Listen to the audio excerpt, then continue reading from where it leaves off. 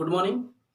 जैसा कि आप लोगों ने कल पढ़ा फ्यूचर कंटिन्यूअस टेंस, और आज हम लोग चर्चा करेंगे फ्यूचर परफेक्ट टेंस पर। तो लिखेंगे फ्यूचर परफेक्ट टेंस। इसका पहचान होगा ये, लिखेंगे कि जिस हिंदी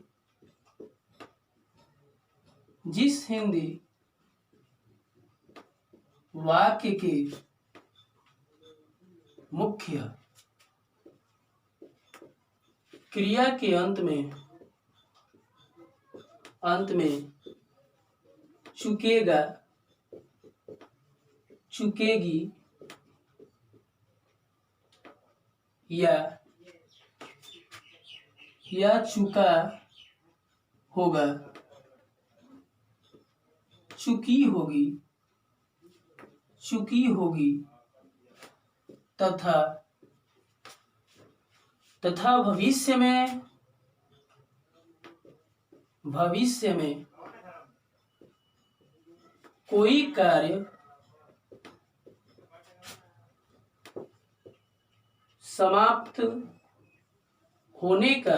समाप्त होने का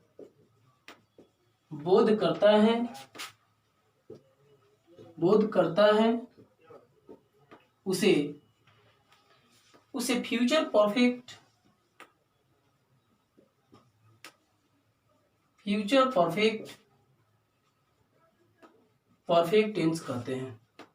टेंस कहते हैं।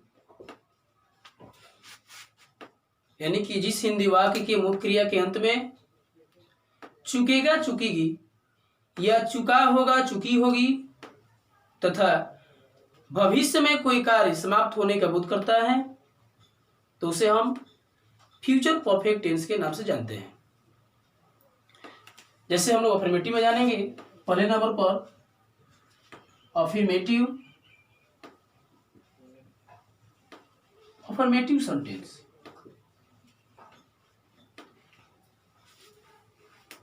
तो पहला इसका जो स्ट्रक्चर होगा रूल में लिखेंगे, सबसे पहले सब्जेक्ट यानी कर्ता को, उसके बाद शैल या will plus have plus verb का थर्ड फॉर्म और ऑब्जेक्ट लगाएंगे, उसके बाद अदर वर्ड्स कर देंगे, अदर वर्ड्स इस तरीके से। अब एक मुख्य बात यहां पर यह आती है कि बहुत लोग सोचते हैं कि आखिर यहां पर हैव क्यों आता है, हैज क्यों नहीं आता है। तो इससे कारण क्या हो सकता है? तो पहले तो कारण यह है कि शैल और विल जो है मॉडल ऑक्सिलरी वर्ब होता है। शैल विल जो वर्ड है ये यहाँ पर, ये पहले तो मॉडल ऑक्सिलरी वर्ब होता है, और आप लोग जानते हैं कि मॉडल ऑक्सिलरी वर्ब जो है हमेशा अपने साथ हैव को ही लेकर के आता है, हैज को नहीं। शैल हैज या विल हैज हम लोग नहीं कह सकते, जब भी कहेंगे तो विल हैव या शैल हैव भी कह सकते हैं। इसी की वजह से ये यहाँ पर शैल विल जो है यहाँ पर हैव को लेकर आया है। ये नहीं कि ये सब्जेक्ट के अनुसार आया है, ये सब्जेक्ट के अनुसार नहीं आता है। जब भी आता है तो शैल या विल के अनुसार ही आता है, और यही कारण है कि हम लोग यहाँ पर शैल विल के साथ हैव को लगाते हैं। जैसे एग्जाम्पल में ये कहा जाए, मैं एग्जाम्पल में ये कहूं कि वह पटना जा चुका होगा, वह पटना जा चुका होगा, तो लिखेंगे he will have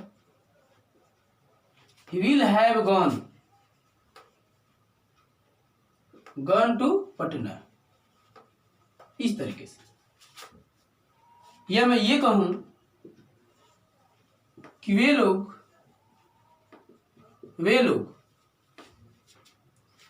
अगले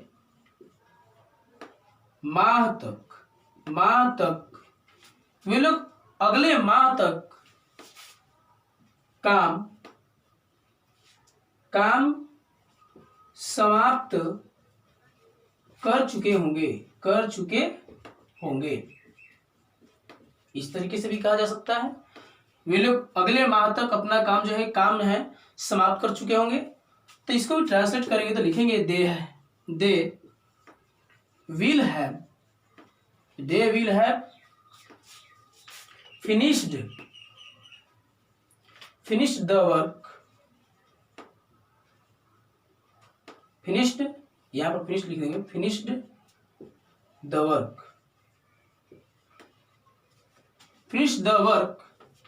अब अगले माह तक है तो बाय नेक्स्ट मंथ, इस तरीके से हम लोग ट्रांसलेट करेंगे। अब इसके बाद हम लेंगे निगेटिव सेंटेंस, तो यहां पर हो जाएगा निगेटिव सेंटेंस। और निगेटिव सेंटेंस में आप जानते हैं कि नॉट का प्रयोग होता है, सब्जेक्ट यानी सबसे पहले कर्ता, उसके बाद शैल या विल प्लस नॉट लेंगे, और उसके बाद हैव, फिर अब वर्ब का जो है third form object other words लेंगे, इस तरीके से। अब एग्जाम्पल लेते हैं, जैसे वह घर नहीं आ चुका होगा, नहीं आ चुका होगा, ये भी भविष्य में समाप्त होने का बोध करता है, तो कह रहा है कि वह घर नहीं आ चुका होगा। तो इसको ट्रांसलेट करेंगे तो लिखेंगे he will not have come house, he will not have come house, वह घर नहीं आ चुका होगा। तो इस तरीके से हम लोग कि वे लोग मैच नहीं जीत चुके होंगे, नहीं जीत चुके होंगे, वे लोग मैच नहीं जीत चुके होंगे। तो यहां पर बनाएंगे, लिखेंगे they will not have on the match, तो आपने देखा कि कैसे हम लोग निगेटिव में भी इसका प्रयोग करते हैं। अब लिखेंगे इंट्रोगेटिव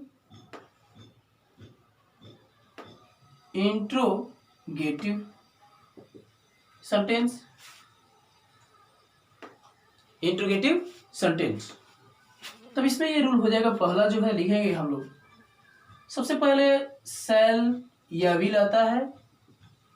आप लोग जानते हैं कि सबसे पहले जब इंट्रोगेटिव होता है और क्या से शुरू रहता है तो हम सबसे पहले ऑक्सिलरी वर्ब को ही लेते हैं। तो यहाँ पर सबसे पहले हम लिखेंगे शैल या विल प्लस जो है सब्जेक्ट हो जाएगा, और उसके बाद हैव और वर्ब का थर्ड फॉर्म ऑब्जेक्ट हो जाएगा, वर्ब का थर्ड फॉर्म ऑब्जेक्ट होगा, और उसके बाद जो है अदर वर्ड्स लिखेंगे, अदर वर्ड्स और क्वेश्चन मार्क लिखेंगे, इस तरीके से हम लिखेंगे। और जैसे मैं एग्जांपल में ये कहूं क्या वे लोग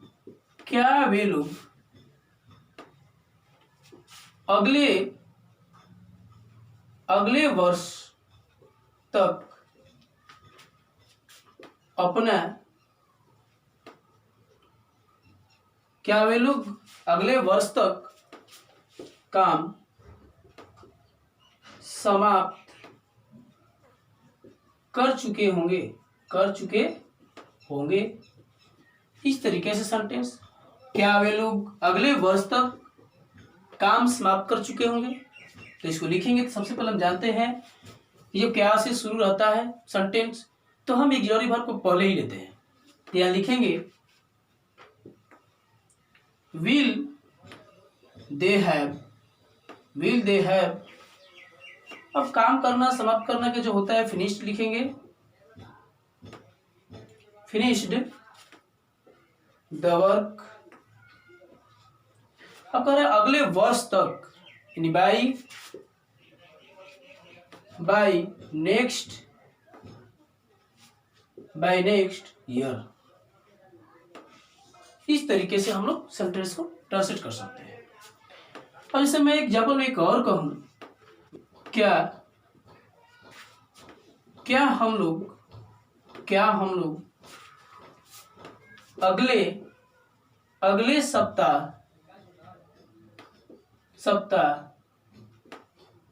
तक अपना घर बदल चुके होंगे।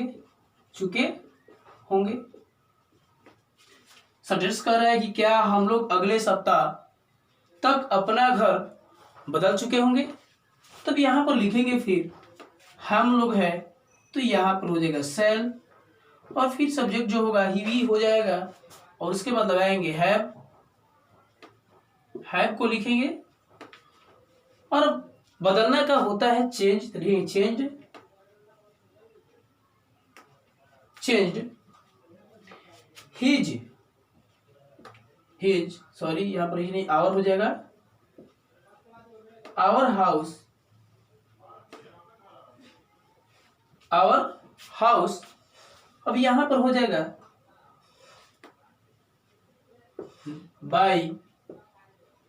Bye next week. तो इस तरीके से हम लोग सेंटेंस को बनाएंगे। और अब चलेंगे WH वर्ड पर। तो लिखेंगे WH वर्ड जो होता है WH वर्ड्स, और उसके बाद हो जाएगा सेल या विल प्लस सब्जेक्ट हो जाएगा। उसके बाद हैव को लगाएंगे जो हम लगाते हैं, और उसके बाद हम लोग ये कहेंगे वर्ब का थर्ड फॉर्म ऑब्जेक्ट हो जाएगा, और अदर वर्ड्स फिर क्वेश्चन मार्क भी हो जाएगा। इस तरीके से जैसे मैं एग्जांपल में ये कहूं तो वह दिल्ली कब पहुंच चुका होगा। वह दिल्ली कब पहुंच चुका होगा। इस तरह से सेंटेंस आया और बीच में आया है। जो क्वेश्चन पूछना है तो क्वेश्चन जो पूछ रहा है बीच से पूछ रहा है, तो पहले सबसे पहले जो क्वेश्चन वर्ड है उसी का अंग्रेजी हम सबसे पहले लिखेंगे। तो लिखेंगे व्हेन। अब कर्ता के अनुसार यानी सब्जेक्ट के अनुसार हम यहाँ पर एक जरूरी वर्ब लगाएंगे तो क्या होगा विल ही, तब हैव को लगाएंगे। पहुंचना के होता है रीच्ड दिल्ली।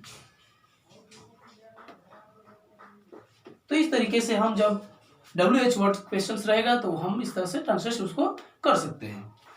और भी मैं ये कहूं कि तुम लोग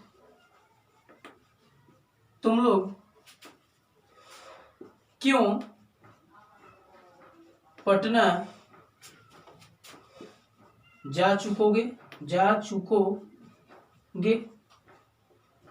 तुम लोग क्यों पटना जा चुकोगे, तो बनाएंगे हम लोग वाई विल यू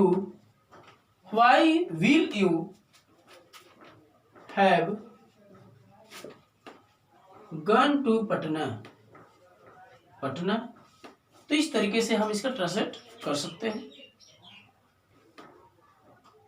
अब हम लोग आगे पढ़ेंगे जो कौन से क्वेश्चन आता है उसको देखेंगे। जो कौन होता है, कौन से वाक्य बनता है इसका प्रयोग। तो जब कौन से कोई भी क्वेश्चंस होता है, सेंटेंस होता है, तो कौन को ही हम लोग सब्जेक्ट मानते हैं। मैंने हर वीडियो में बताया है कि कौन से जब पूछता है तो हम कौन को ही सब्जेक्ट मान लेते हैं। तो यहां पर लिखेंगे हूं plus will have plus verb का third form object plus other words plus question mark. जैसे मैं एग्जाम्पल में ये कहूं कि कौन पटना जा चुका होगा। कौन पटना जा चुका होगा, तो हम लोग ये बनाएंगे, लिखेंगे who will have, who will have gone to Patna.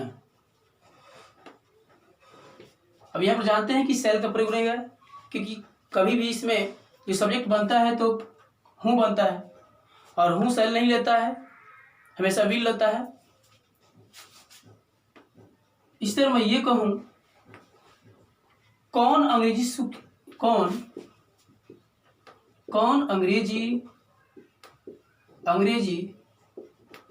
चुका होगा, कौन अंग्रेजी सीख चुका होगा, कौन अंग्रेजी सीख चुका होगा। तो हम लोग बनाएंगे हूँ will have, who will have learn English. तो हम लोग ये भी जान गए कि हूँ से कोई सेंटेंस रहेगा तो कैसे बनाएंगे। अब कुछ इंपॉर्टेंट बात है, जैसे नोट 1 में लिखेंगे, नोट 1 में कि जब फ्यूचर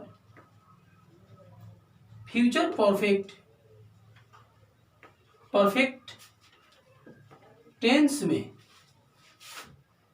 फ्यूचर परफेक्ट टेंस में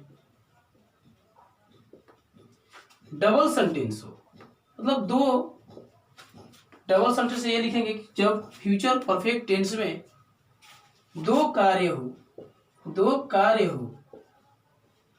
तो पहले कार्य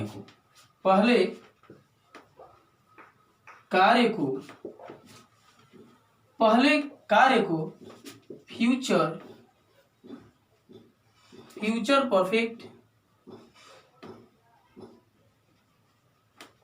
परफेक्ट टेंस में तथा दूसरे कार्य को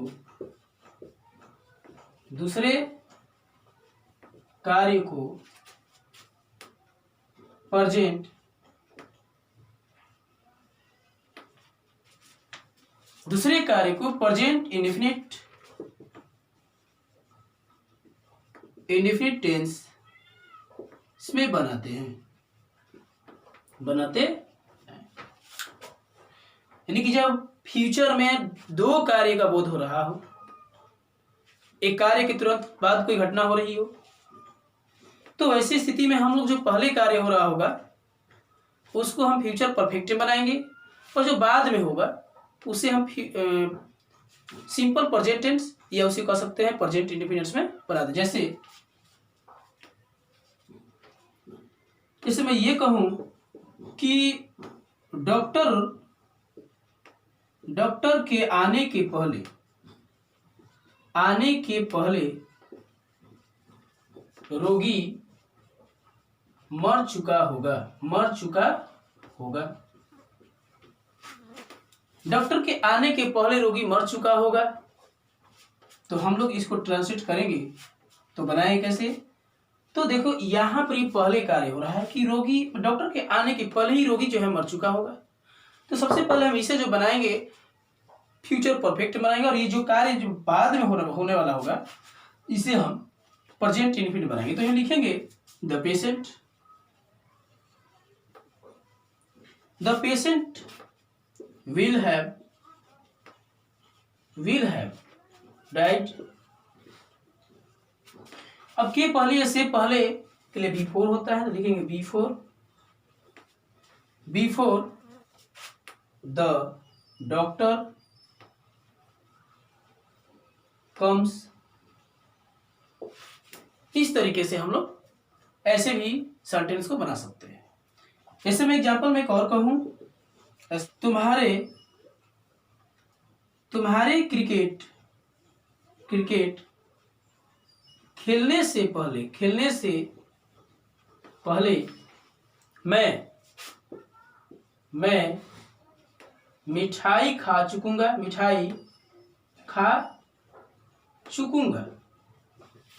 यानी कह रहा है कि तुम्हारे क्रिकेट खेलने से पहले मैं मिठाई खा चुकूंगा। तो इसमें भी कार्य जो है मिठाई खाना पहले हो रहा है, तो यहां पर लिखेंगे I shall have eaten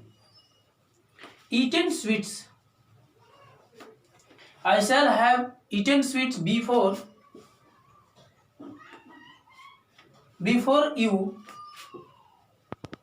you play cricket. तो इस तरह से आपने जब दो कार्य रहेगा तो बनाने के सीखा कि कैसे बनाएंगे जब दो कार्य रहेगा भविष्य में। तो अब हम लोग सीखेंगे आगे।